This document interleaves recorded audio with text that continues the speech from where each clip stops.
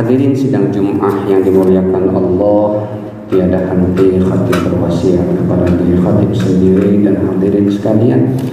Mari kita senantiasa meningkatkan amaliyah ibadah, meningkatkan iman dan takwa kita. Saat ini, detik ini, mungkin ada jutaan, puluhan juta, ratusan juta, atau mungkin bahkan miliaran penduduk alam barzakh yang sedang menjerit-jerit meminta kepada Allah agar mereka dikembalikan lagi ke dunia ini untuk beribadah, untuk memperbaiki kekeliruan yang sudah mereka lakukan. Sementara kita saat ini masih diberikan kesempatan yang terbuka luas untuk menjadikan dunia ini sebagai tempat untuk menanam, dan nanti di akhirat kita akan menuainya. Hadirin sidang Jum'ah yang dimuliakan Allah, para motivator mengatakan ketika Anda ingin sukses, maka ikutilah perilaku orang-orang yang sukses. Jika indikator atau ukuran kesuksesan itu adalah kekayaan, maka tirulah perilaku orang-orang kaya. Maka insya Allah Anda akan sukses dan menjadi orang kaya. Jika standar kesuksesan itu adalah menjadi orang yang populer, maka tirulah perilaku selebriti. Maka insya Allah Anda akan menjadi seorang selebriti. Dan jika kesuksesan itu indikatornya adalah kebahagiaan dunia dan akhirat, disayang oleh Allah dan mendapatkan kebaikan sepanjang masa di dunia dan di alam keabadian, maka pertanyaannya, siapa yang harus kita tiru perilakunya? Maka jawaban yang pasti adalah tirulah perilaku Rasulullah Sallallahu Alaihi Wasallam, karena dialah Rasulullah orang yang paling sukses hidupnya baik di dunia maupun di akhirat. Benarkah beliau orang yang paling sukses di dunia? Bukankah beliau rumahnya sangat-sangat sederhana untuk tidak dikatakan miskin untuk kacamata saat ini? Benarkah beliau adalah orang yang sukses sementara beliau ini adalah orang yang dari sisi keturunan bukan seorang keturunan bangsawan? Artinya bukan seorang anak raja, bukan keturunan orang yang kaya raya. Hadirin, mungkin kalau yang melihatnya kacamata kita orang Islam bisa jadi menjadi sangat subjektif.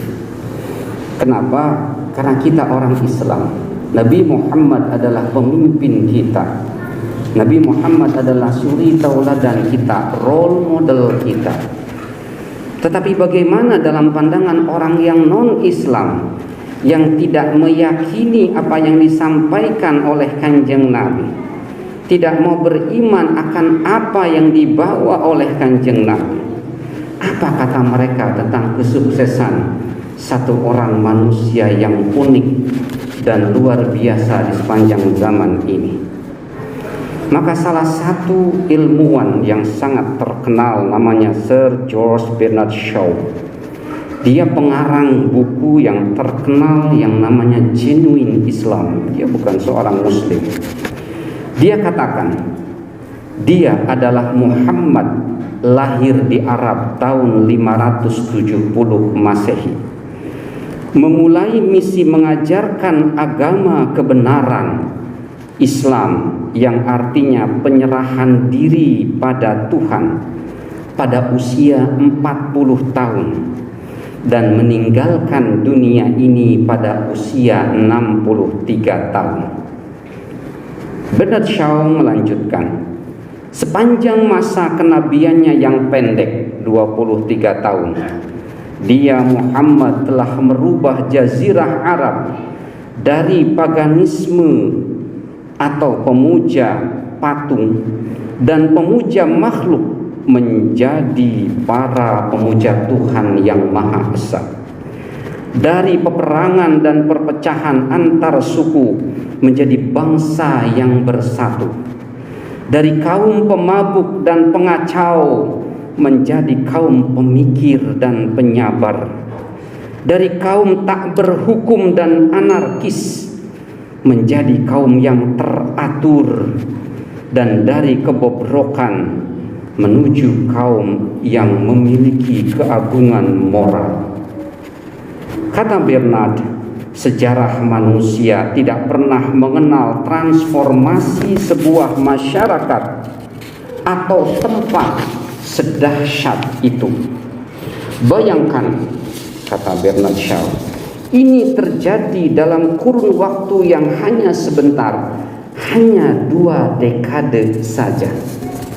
Itulah ungkapan kekaguman seorang ilmuwan yang tidak meyakini, tidak mengimani apa yang dibawa oleh Rasulullah, tetapi mengkaji sejarah dan perjalanan termasuk kegemilangan Rasulullah dalam hidupnya, terutama 23 tahun menjalani masa kenabiannya. Kehebatan dan kesuksesan dari Nabi Muhammad SAW, para hadirin yang dimuliakan Allah, juga diperlihatkan oleh sejarawan lain. Ada seorang sejarawan yang juga pujangga politisi, dan dia adalah orang yang terkemuka di Prancis.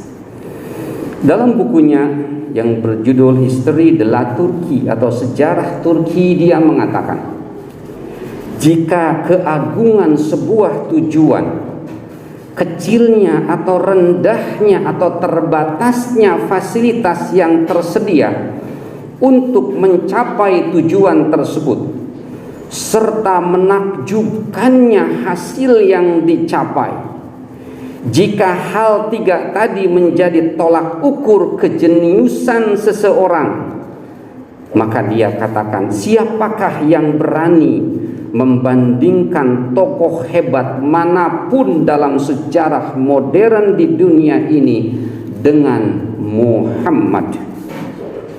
Kata dia, tokoh-tokoh dalam sejarah itu hanya membangun pasukan, membangun hukum dan kerajaan saja. Mereka hanyalah menciptakan kekuatan material yang kemudian hancur bahkan di depan mata mereka sendiri. Itu ungkapan dari buku History de la Turquie atau Sejarah Turki yang dikarang oleh Alfonso de la Martine.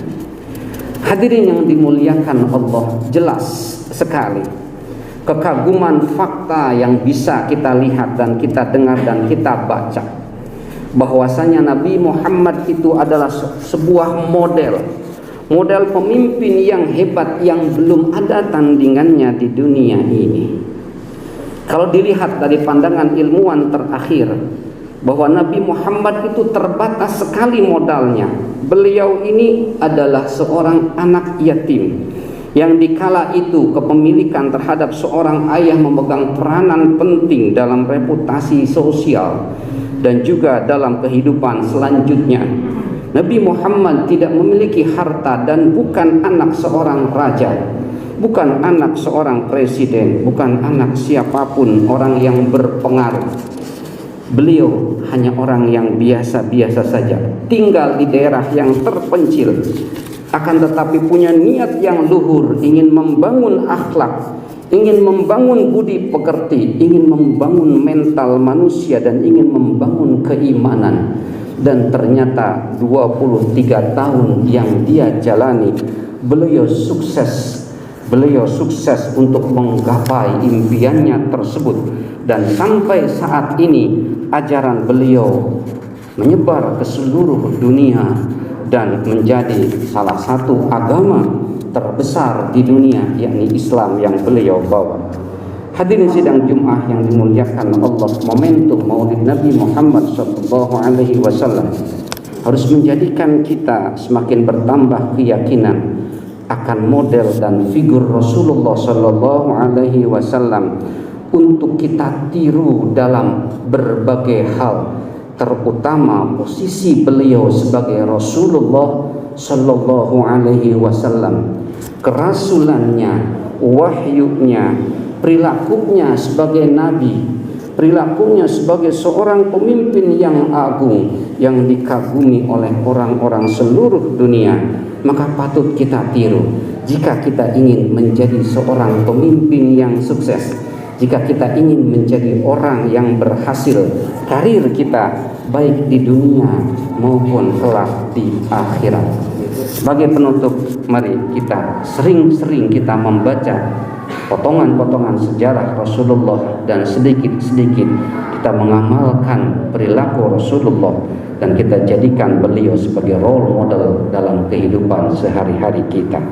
Barakallahu li wa lakum fil Qur'anil Karim, wa nafa'ani wa iyyakum bima fihi minal ayati wa dzikril hakim, wa taqabbalallahu minni wa minkum tilawatahu innahu was samiul alim, wa qur rabbighfir warham wa anta khairur rahimin.